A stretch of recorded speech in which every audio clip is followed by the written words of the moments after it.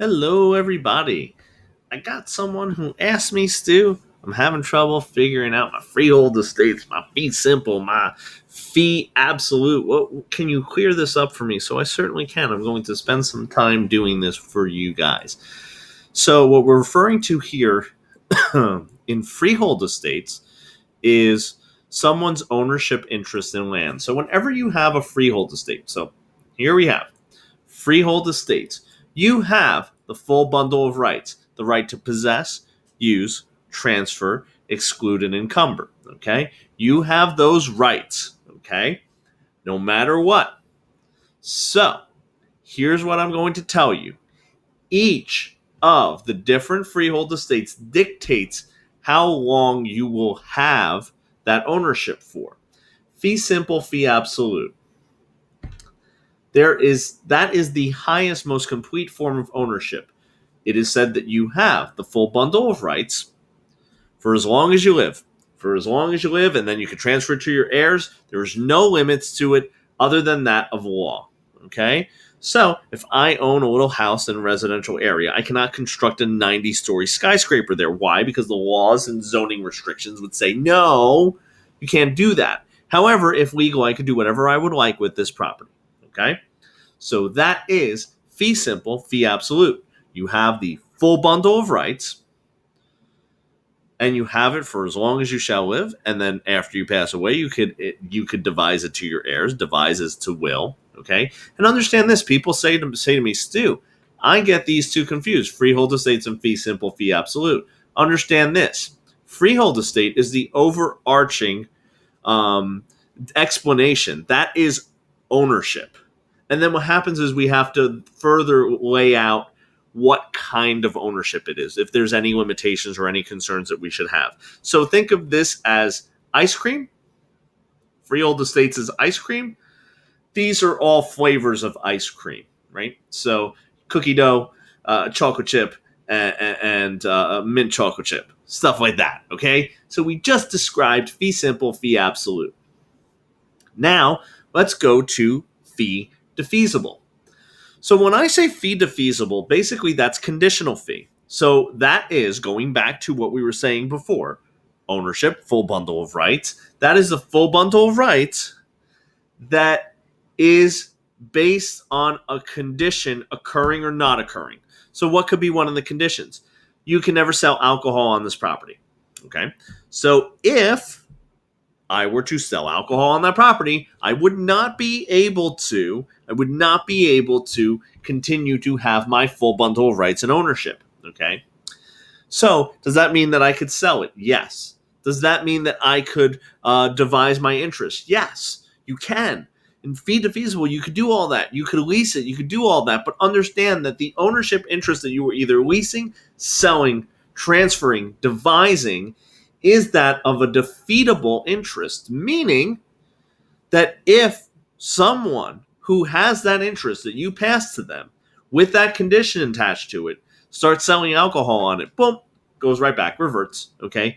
Or goes to a remainder man, depending on how it's outlined. Next one is a life estate. Life estate, you have the full bundle of rights. Full bundle of rights. You have the right to possess, use, transfer, exclude, and encumber. You could do all of that. Your ownership is based on the life of someone or something, though.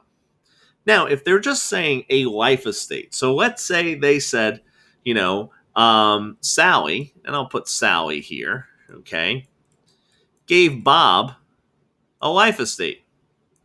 The assumption in that language that we're using, Sally gives Bob a life estate, is that the life estate is based on the life tenant, who's identified as Bob. So once Bob dies, passes away, plots, okay, what happens is this: the life estate will then go back to Sally, because in that example, okay, there is no other extraneous circumstances that we gave as far as what happens to the interest, the ownership interest, right?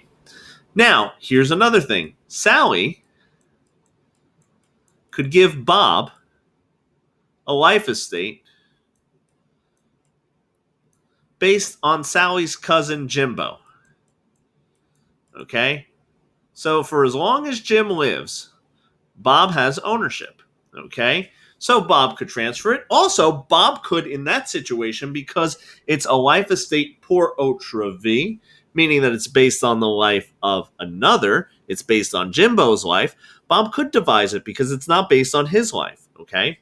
So in that situation, Bob could even devise it. So he could will it. He could will it. He could sell it. He could lease it. He could do all of those things. Some of my students even ask me, Stu, who in their right mind would buy a life estate?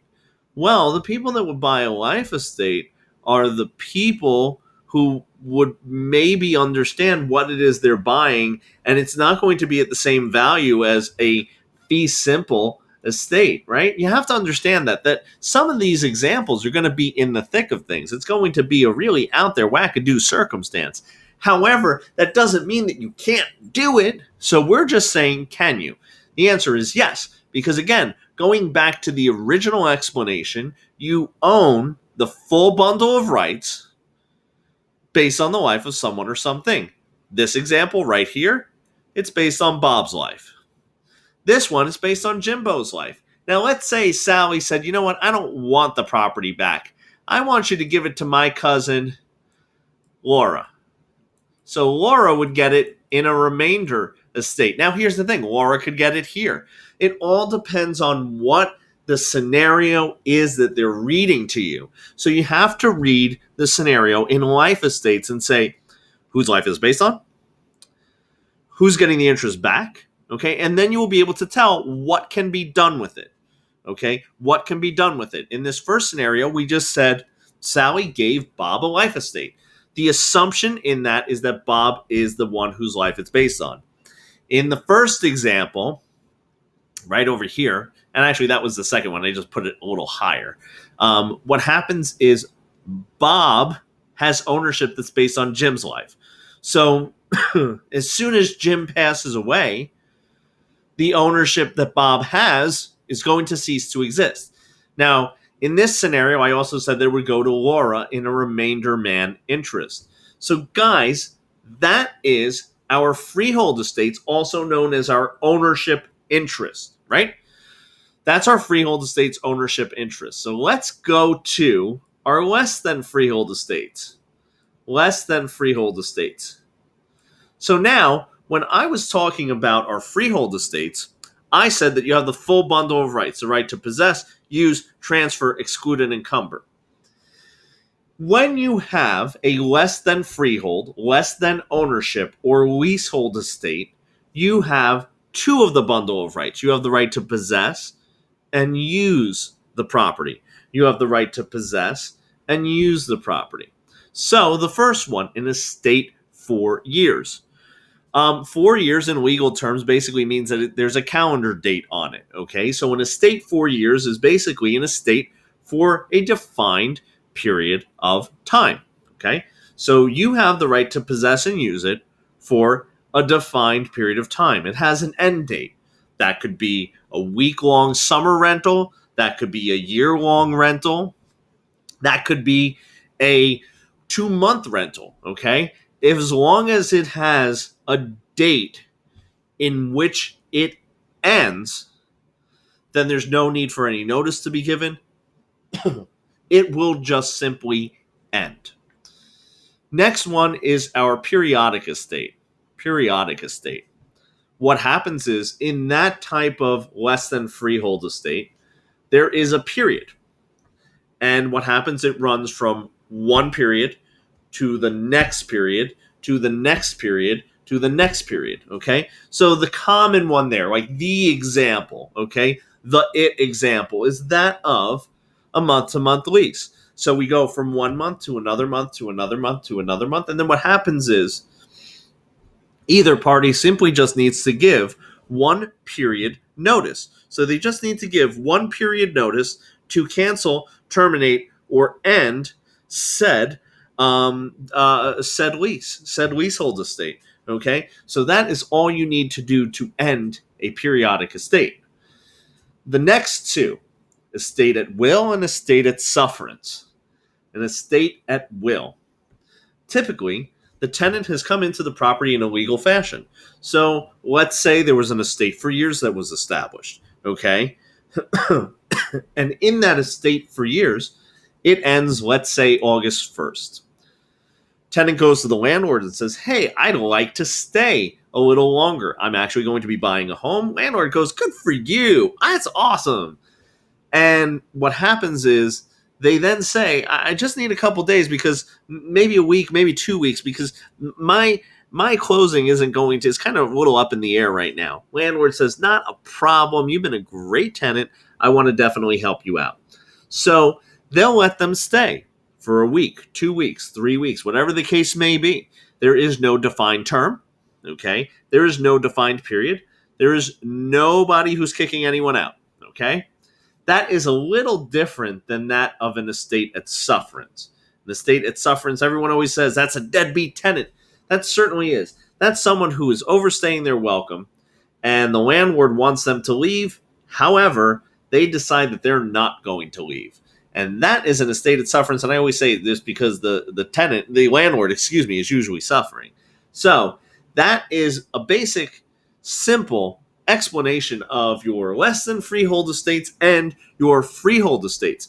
Keep in mind, freehold estates, those are ownership. You're going to have the full bundle of rights in all of them. It just depends on how long your ownership is going to be for. Okay? In a less than freehold or leasehold estate, you have the right to possess and use a property. And depending on what type of less than freehold or leasehold estate you have, dictates what would happen. And just as fee simple absolute is the highest, most complete form of ownership, the lowest form of interest in an estate or in land is going to be that of an estate at sufferance. That is the yin to the yang of a fee simple absolute. So guys, I hope you like this one. I hope I cleared up a couple things for you. And if you did, hit like, hit subscribe, and also down in the description box below, I'm going to have a link to private lessons. So if you need extra help with me, need some one-on-one time, I'd be more than happy to help you out. Just click that link and go ahead and schedule something up. But guys, I will see you real soon.